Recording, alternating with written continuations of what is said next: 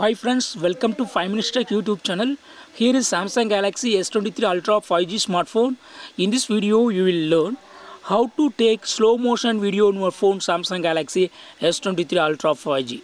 First of all, open camera on your phone and go to more option and here select slow motion. Now start recording slow motion video.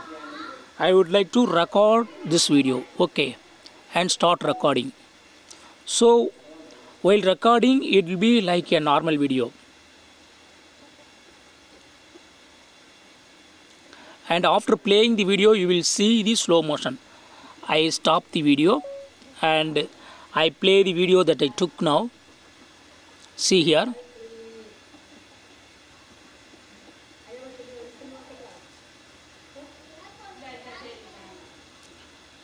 I put screen rotation. And I play the video. See here, video is playing in slow motion.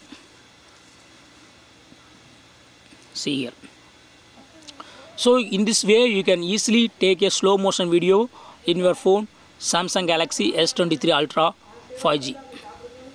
That's all friends. Thanks for watching. Bye.